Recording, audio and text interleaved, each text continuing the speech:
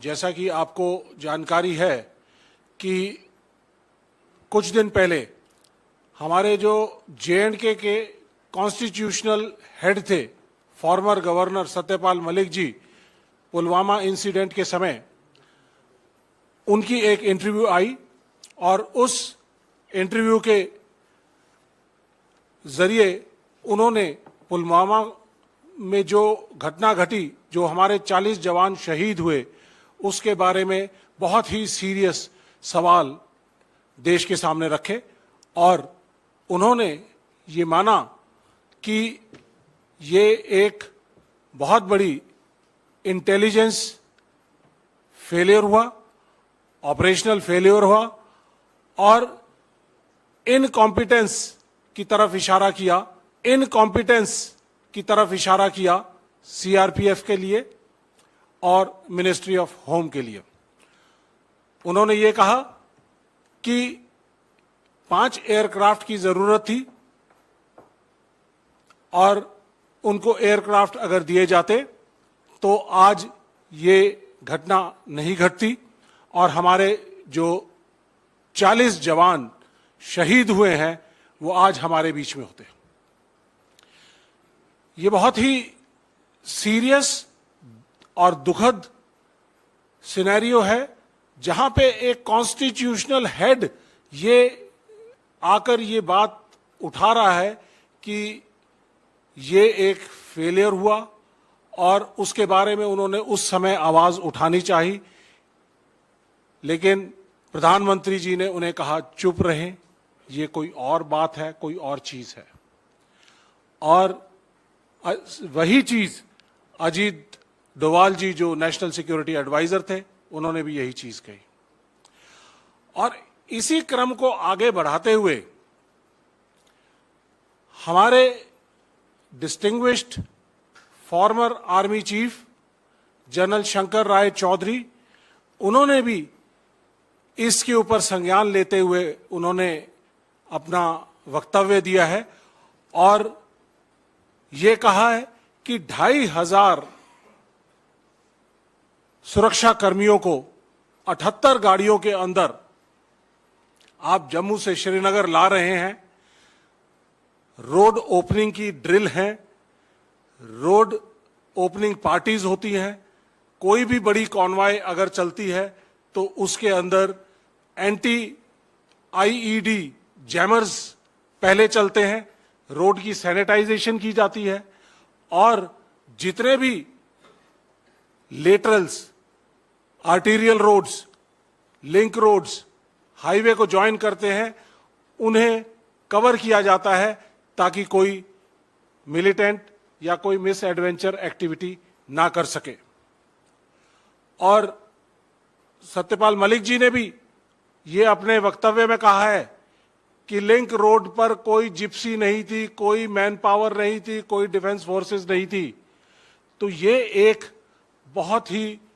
बड़ी operational lapse है। General Shankar Roy Chaudhary ने ये कहा कि अगर जहाज सीआरपीएफ को दिए जाते तो आज ये दुर्घटना नहीं घटती। इसके अलावा इंटेलिजेंस की जो इनपुट्स पिछले कुछ 1 महीने से 2 जनवरी से लेके और 13 फरवरी तक लगातार आ रही थी कि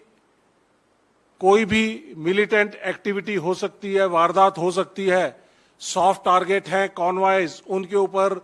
मिलिटेंट एक्टिविटी हो सकती है, अटैक हो सकता है, एम्बुश हो सकता है। उसके बावजूद उसके ऊपर कोई एक्शन नहीं लिया गया। इसके अलावा सत्यपाल मलिक जी ने भी कहा और उसको रीइंफोर्स किया जनरल शंकर राय चौधरी जी ने कि 300 किलो आरडीएक्स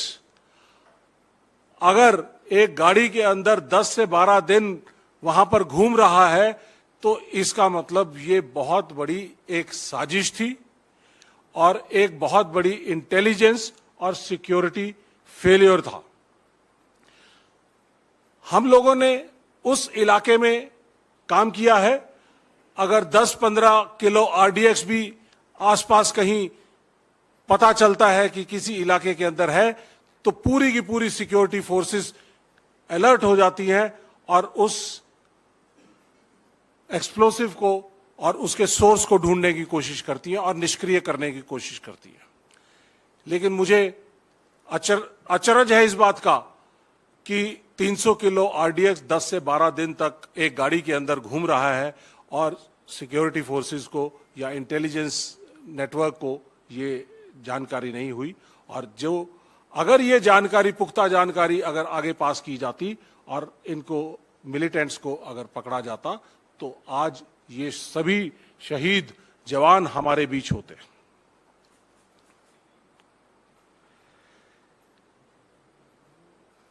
इसके अलावा जनरल शंकर रॉय चौधरी ने बड़े ही वैलिड सवाल पूछे हैं। उन्होंने कहा है, कोट, ये अंग्रेजी में है, the primary responsibility behind the loss of lives in Pulwama rests on the government headed by Prime Minister. And he also says NSA who advised him should also get his share of blame for the intelligence failure. क्या कोई responsibility या accountability इस failure की किसी के ऊपर fix की गई? मिनिस्ट्री ऑफ होम के ऊपर फिक्स की गई, सीआरपीएफ के कमांडर्स के ऊपर फिक्स की गई, या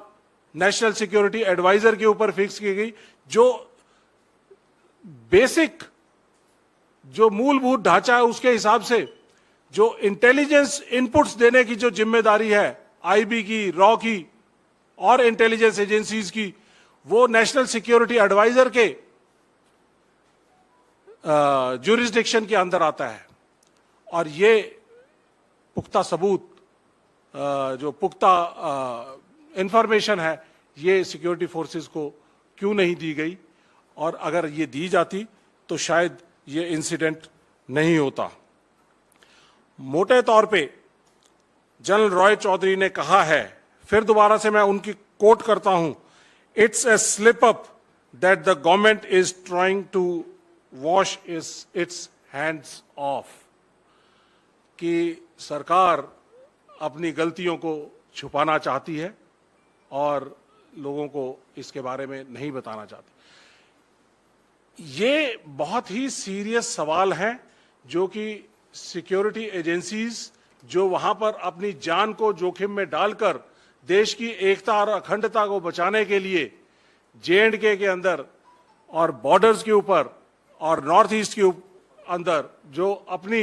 अनफ्लिंचिंग लॉयल्टीज के साथ वहां पर काम कर रहे हैं, और अगर उनको जो बैकबोन सपोर्ट इंटेलिजेंस नेटवर्क की मिलनी चाहिए, अगर वो ना मिले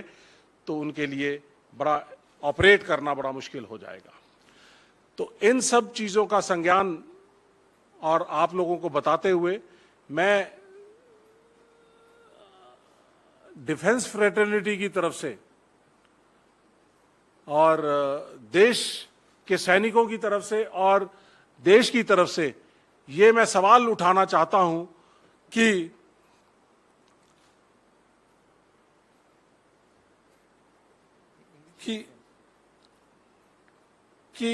ये how this attack took place, nation wants to know that why and how this attack